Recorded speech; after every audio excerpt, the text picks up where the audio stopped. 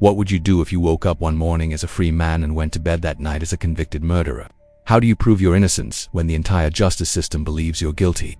And what happens to your soul when you spend 20 years locked away for a crime you didn't commit, watching the world move on without you while you're trapped in a nightmare that never ends? My name is Marcus Williams, and on June 15, 1998, I was sentenced to life in prison for the murder of Sarah Chen, a crime I didn't commit. Today, 23 years later, I'm finally ready to tell you the truth about what really happened and how I survived 2 decades of hell to prove my innocence. This isn't just a story about wrongful conviction, it's about what happens to a man's spirit when the very system meant to protect the innocent destroys his life instead. Let me take you back to the beginning, to the man I was before everything went wrong. In 1997, I was 28 years old, working as a mechanic at Johnson's Auto Repair in downtown Detroit. I had my own apartment, a girlfriend named Lisa who I was planning to propose to, and dreams of maybe opening my own shop someday. Nothing fancy, just a regular guy living a regular life. I'd grown up in the system foster homes, group homes, aging out at 18 with nothing but the clothes on my back.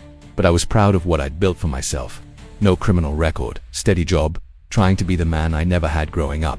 That all changed on the night of March 3rd, 1998. I was working late at the shop, trying to finish a brake job on Mrs. Peterson's Honda before closing time. It was around 9 p.m. when I heard the sirens outside. Then more sirens. Then what sounded like half the Detroit Police Department converging on something big. I stepped outside to see what was happening and saw smoke rising from about 3 blocks away. Later, I'd learned that Sarah Chen, a 24-year-old college student, had been found beaten to death in her apartment. Someone had also set a small fire in her kitchen, though whether it was to cover evidence or just random destruction, nobody ever figured out. I went back inside, finished the brake job, locked up the shop, and drove home. It was just another Tuesday night in Detroit. I had no idea my life had just been shattered. The police came for me 6 days later. Marcus Williams, the detective at my door, looked tired, like he'd been working too many cases for too many years. Yeah, that's me. What's this about? We need you to come down to the station with us. We have some questions about the Sarah Chen murder. I actually laughed. Not because anything was funny, but because it seemed so absurd. I think you got the wrong guy. Officer, I don't know any Sarah Chen, just routine questions. Mr. Williams won't take long, but I could see it in their eyes already. They weren't looking for information. They were looking at their suspect. In the interrogation room, they laid out their case against me like they were dealing cards in a poker game. They had a witness who claimed to have seen me arguing with Sarah Chen outside her apartment building 2 weeks before her death. They had my fingerprints on a beer bottle found in her trash. They had someone who said I'd been asking around the neighborhood about her, trying to find out where she lived. Every piece of evidence made perfect sense. It also happened to be completely fabricated. Look, I kept telling them, I work 60 hours a week at Johnson's Auto. Asked my boss, check the timesheets. I've never even been to that neighborhood, let alone met this woman. But Detective Morrison just smiled that cold smile I'd learned to hate. Save it for your lawyer, Marcus. We know you did this. The trial was a joke, but nobody was laughing. My court-appointed attorney, a kid fresh out of law school named Bradley Santos, meant well but was completely out of his league. He filed the right motions, cross-examined the witnesses, presented my alibi. But you could tell from day one that the jury had already made up their minds. The prosecution painted me as a drifter, a foster kid with abandonment issues who'd become obsessed with Sarah Chen. They said I'd stalked her, that when she rejected me, I'd killed her in a rage. The witness, a man named Tommy Rodriguez, testified that he'd seen me arguing with Sarah outside her building. He was convincing, detailed, emotional. He looked right at me when he pointed and said, "That's him. That's the man I saw." I'd never seen Tommy Rodriguez before in my life. The fingerprint evidence was harder to explain away.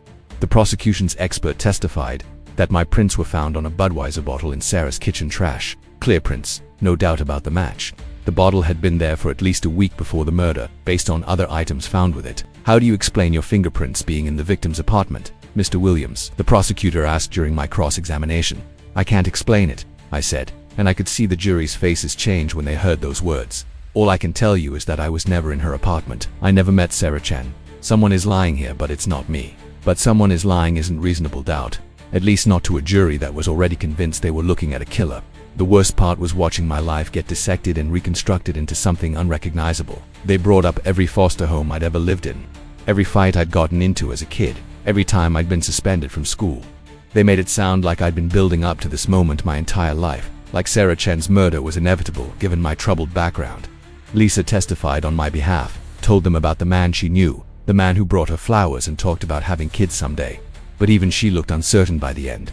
When you hear enough people say someone is a monster, you start to wonder if maybe you never really knew them at all. The jury deliberated for 3 hours. 3 hours to decide that I was guilty of first-degree murder and deserved to spend the rest of my life in prison. When the judge read the verdict, I felt something inside me break. Not just break, shatter into pieces so small I wasn't sure I'd ever be able to put them back together. Prison is designed to break you, not just your body, though it does that too. It's designed to break your spirit, your sense of self, your connection to the world outside. When you're innocent, that breaking happens twice as fast because you're not just fighting the system, you're fighting the knowledge that the system has failed you completely. My first cellmate was a lifer named Jerome who'd been inside for 15 years on an armed robbery conviction. He took one look at me and shook his head. "You got that look," he said. "What look?" "Innocent man look. Seen it before." It's the worst kind of sentence there is, because guilty men can make peace with being here. Innocent men just eat themselves alive. For the first 5 years, I fought. I wrote letters to lawyers, journalists, civil rights organizations. I filed appeal after appeal, motion after motion. I learned legal terminology, studied case law, became an expert on wrongful convictions and DNA evidence and prosecutorial misconduct. I wrote to the Innocence Project, but they were overwhelmed with cases and mine didn't meet their criteria for immediate attention. I wrote to law schools, hoping a student might take up my case as a project. I wrote to anyone who would listen. Most people didn't write back. The few who did sent form letters explaining why they couldn't help. After 5 years of rejection letters and failed appeals, something inside me started to die. Years 6 through 10 were the dark years. I stopped writing letters, stopped filing motions, stopped hoping that someone on the outside would care enough to prove my innocence. I became exactly what the prison system wanted me to become. Docile, defeated, institutionalized. I worked in the laundry. I kept my head down. I did my time and tried not to think about the life I'd lost, the woman who'd probably married someone else by now, the dreams that had died in a courtroom in Detroit. Jerome tried to keep me connected to something beyond these walls. "Don't let them win," he'd say. "The moment you stop believing in your own innocence, they've destroyed you completely." But it's hard to keep believing when every day is exactly the same as the one before it, and every year that passes makes the world outside feel more and more like a fantasy you once had. The turning point came in year 11, from the most unlikely source imaginable. His name was Danny Morrison, the son of the detective who'd arrested me. Danny was 22, fresh out of college with a degree in journalism and a chip on his shoulder about police corruption. He'd been estranged from his father for years, ever since he'd learned about some of the corners his old man had cut to close cases. "I want to write a story about wrongful convictions," he told me during our first visit. "My editor thinks it would be interesting to interview someone my father put away." I almost didn't agree to see him. What was the point? But something in his letter suggested he might actually listen. And after 11 years of silence, I was desperate to tell my story to someone, anyone who might believe me. Danny started visiting me every month. At first I think he was just looking for quotes for his article. But the more we talked, the more something started bothering him about my case. He'd grown up hearing his father talk about it, how it was one of his proudest arrests, how he'd gotten a dangerous killer off the streets, but the man sitting across from him in the prison visiting room didn't match the monster his father had described. "Tell me about the fingerprint evidence," he said during one visit. "I can't explain it," I told him for probably the 100th time. "All I know is that I was never in her apartment." "What if," Danny said slowly, "what if you were in her apartment, but not the way they said?" That question changed everything. Danny started digging into my background, looking for any connection between me and Sarah Chen that might explain how my fingerprints ended up in her apartment. He interviewed everyone from my old neighborhood, people I'd worked with, friends I'd lost touch with. Then he found Maria Santos. Maria had worked at a convenience store near Sarah's apartment building. She'd been questioned during the original investigation but dismissed as irrelevant because she couldn't identify me from the photo lineup. But when Danny showed her a different photo, one from before my arrest, when I still looked like the man I used to be, her face lit up. "Oh yeah, I remember him. Nice guy. He used to come in sometimes to buy beer and cigarettes. Always polite, always tipped when I helped him carry heavy stuff to his car." "Here's what I think happened," Danny explained during his next visit, his notebook filled with timeline notes and witness statements. "You did go to that neighborhood. You did buy beer from Maria's store.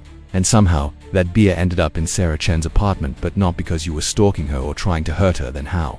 I'm still working on that part. But Marcus, I believe you when you say you never met Sarah Chen. The question is, how did your beer get into her apartment?"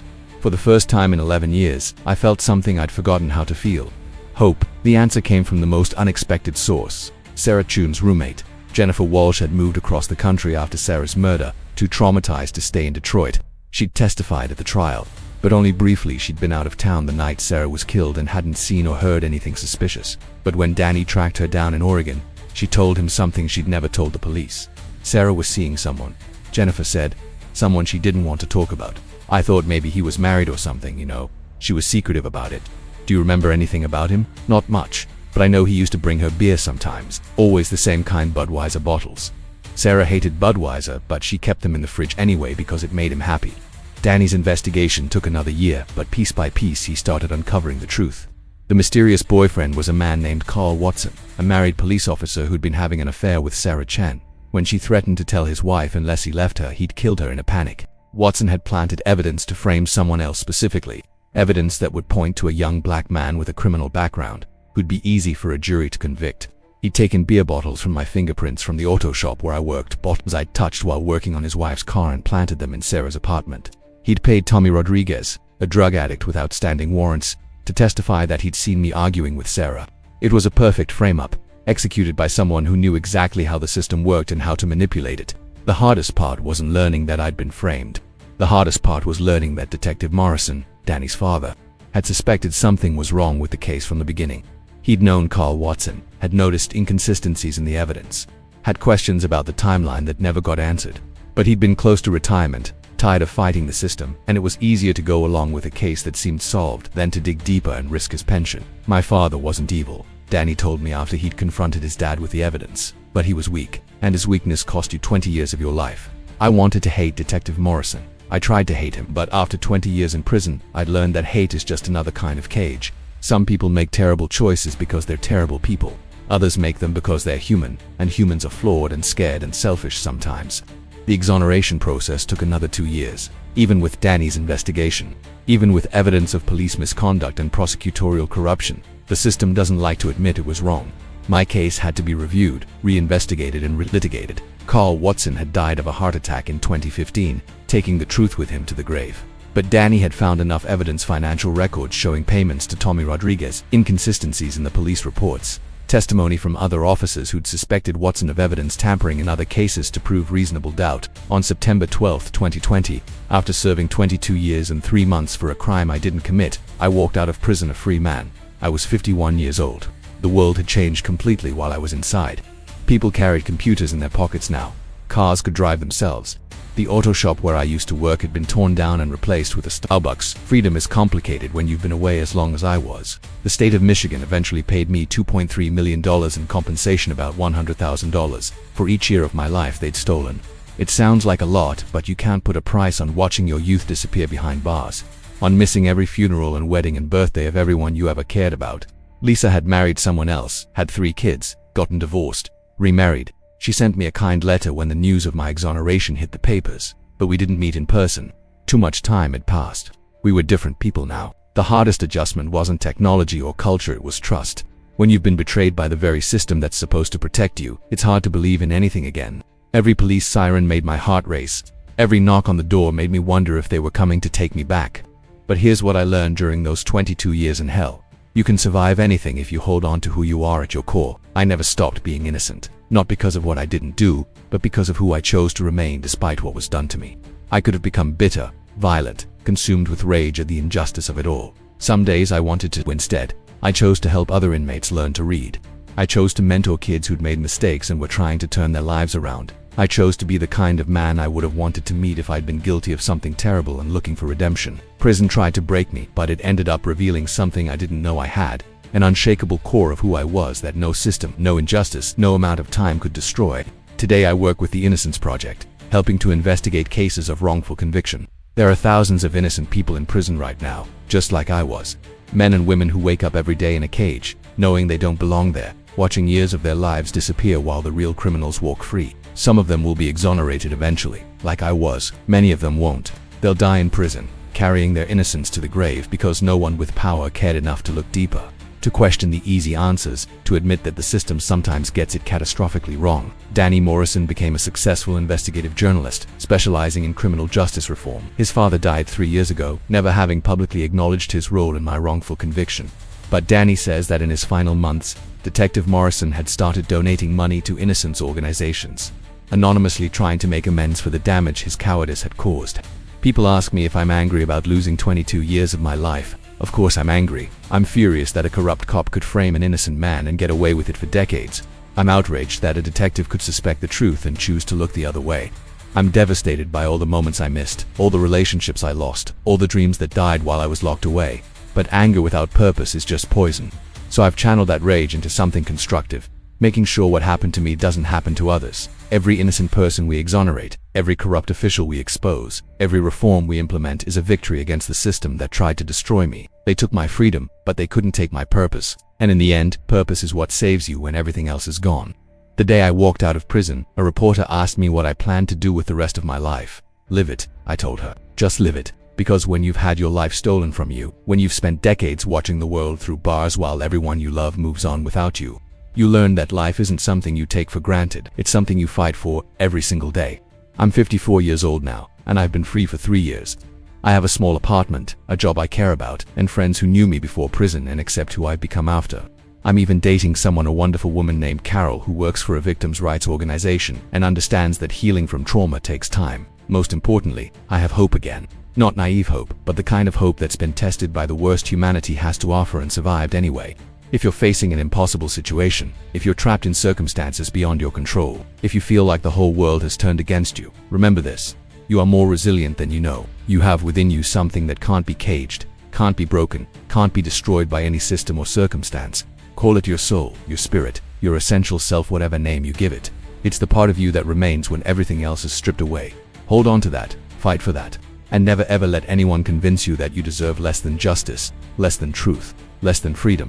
Because if I could survive 22 years of hell and come out the other side with my humanity intact, you can survive whatever you're facing too. The truth has a way of surfacing eventually. Justice may be delayed, but it's not dead. And freedom, real freedom, isn't just about being outside of prison walls. It's about being free inside your own heart, no matter where you are.